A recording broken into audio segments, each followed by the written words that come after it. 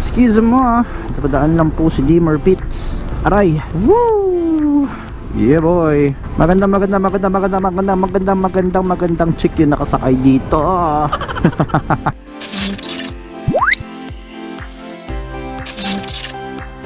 Good morning.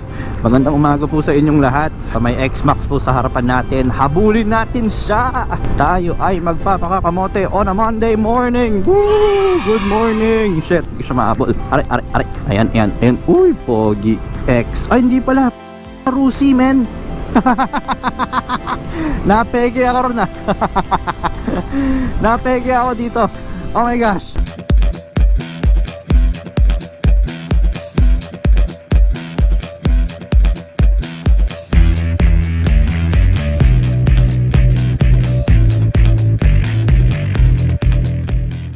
No shit, Rusi, X-Max. Damn, ano ba talaga? Bakit Rusi yung kanyang plaka? So anyways, good morning po sa inyong lahat. This is DMRPH and welcome to my diary, the diary of a motorcycle rider Philippines. Today is Monday, March 2, I think. Yeah, I've been busy for the past couple of months, no? Halata naman dahil hindi tayo nakakapag... Ito yung X-Max na Rusi ang plaka, no? So, ayun, X-Max talaga yan. Diyos ko day. Bakit Rusi yung kanyang plaka? Stiggins. That's so cool. Magpapagawa nga rin ako nun. So anyways, ito naging busy po tayo for the past couple of months, couple of weeks, days, hours. Damn it.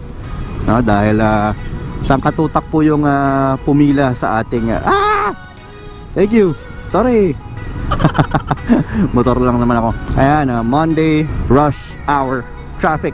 But anyway, before I proceed, please don't forget to subscribe and notify yourselves. Hello po sa inyong lahat, you na nanonood dyan sa aking channel. Magandang umaga sa'yo. Yan, may R50 na pumanat at sinundan ng X-Max, ay ng NMAX, at susundan pa ng isa pang kamoting NMAX. Yeah boy! Woo! Eto na ako, no? So ayan po, wag nyo pong kakalimutang mag-subscribe and mag-notify sa inyong mga sarili para po updated kayo sa aking channel, no?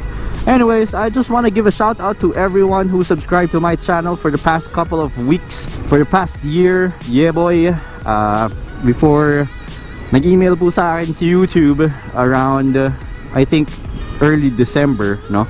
Na it's been quite a good year for me, pero unfortunately hindi po natin naabot yung 4,000 watch hours, at ang tanging naabot po ni DMRPH ay yung subscriber count, no? But goodness gracious, I just wanna give a shout out to everyone who subscribed and sumusuporta sa aking channel. Naabot na po natin yung 4,000 watch hours. Hindi ko alam kung paano, how it happened and stuff. May isang video lang ako na who keeps on getting views and more views. 5 buwan na po itong video na to, and ngayon lang siya, ewan ko paano siya nangyaring parang hindi ko alam po, nag-viral siya. And lucky enough, nakakuha siya ng 4,000 watch hours yung single video na yan over the past week. Hindi ko talaga alam kung paano, but I just wanna thank everyone na kahit na sabog yung mga comments na iniiwan nyo. Kinlik nyo yung video ko at pinanood nyo kahit na 1 minuto o 2 minuto o 3 minuto lang, at nakompleto ko po yung 4,000 watch hours, no? Kakaibang experience, kakaibang I don't know. And thank God, maangat po yung ating subscriber count. Over the past week, I've gathered I think 500 new subscribers. Oh my God. Hindi ko talaga alam kung paano nangyari yun, dahil nagkukumahog po yung ating subscriber count. Paisa-isa lang everyday. Paisa, 2, 3. Oh my God. Tapos ngayon, after a week, hundreds, no, 500s. I think 545 yung last na nakita ko na new subscribers, no? And kahit na yun nga, kahit na wasak yung pag-comment, still na-appreciate ko po yan. Kahit na wala kayong sinabing maganda, na-appreciate ko po yan. Still, maraming salamat po for supporting my channel and for helping me grow. And a message to everyone new to motovlogging, or who's new to YouTube, eh wag po kayong don't lose hope, no? Di nga. Dati ako yung nangihingi ng tips, ngayon ako po yung nagbibigay ng tips. Don't lose hope. Matulog lang kayo na matulog. At pagdasal nyo na lang na makakakuha ng subscribers and watch hours, no? Wow. But ito lang po ang masasabi ko, huwag nyo pong kakalimutang magpasalamat sa inyong mga subscriber, yung mga tumatangkilik ng inyong channel, no? Sila po yung magbibigay sa atin ng boost para pagpatuloy po yung ating ginagawa. To be honest, nawala na po ako ng gana dahil I don't wanna make another motovlogging video, no? Dahil yung pagod, yung hirap, yung pag-edit, no? Napakahirap po talaga, and sasabay mo pa dito sa trabaho mo, so nawawalan ka ng focus. So I didn't want to make another motovlogging video, but yeah, it looks like I have to continue on my motovlogging career while doing my main career, no? Hindi naman po ito full time dahil it will only help with bills. I don't know, hindi ako maasa sa kanya na payayamanin niya ako ng limpak-limpak na todo, no? Tama ba yung Tagalog? Oops, sorry. Oh man, sorry. Yun lang, ano, wag tayo mawalan ng pag-asa, no? Pagdasal natin na maging ano ko talaga kung paano nangyari, no? Maging viral yung ating video.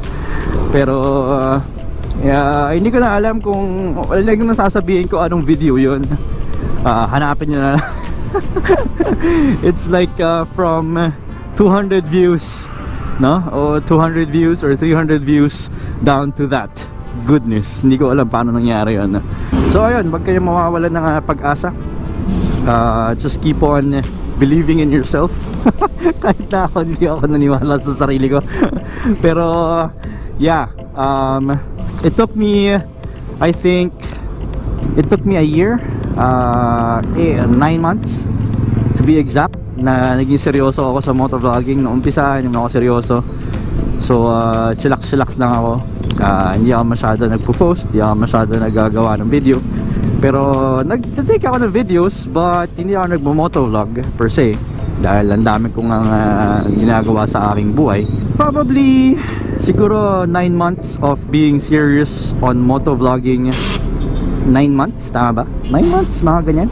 Ayan, so maraming salamat po ulit sa inyong pagtangkilik sa aking channel, and makakaasa po kayo na si DMRPH po ay magbabalik muli sa motovlogging, at magre-review tayo ng magre-review. Oh fuck, sorry. Kamote talaga. Lunes na lunes. Kamote. Sorry. So anyways, ayan, makakaasa po kayo na babalik po ulit si DMRPH. Pero mag-notify at mag-subscribe po muna kayo sa aking channel. Again, maraming salamat and mabuhay kayong lahat, no? So that's it for today. Thank you for watching my diary, the diary of a motorcycle rider Philippines. Nawala yung ating focus dahil may chicks doon sa likod. Woo! So ayun, ingat po kayong lahat. Always ride safe po sa inyo, and God bless you all. Yun lang, bye.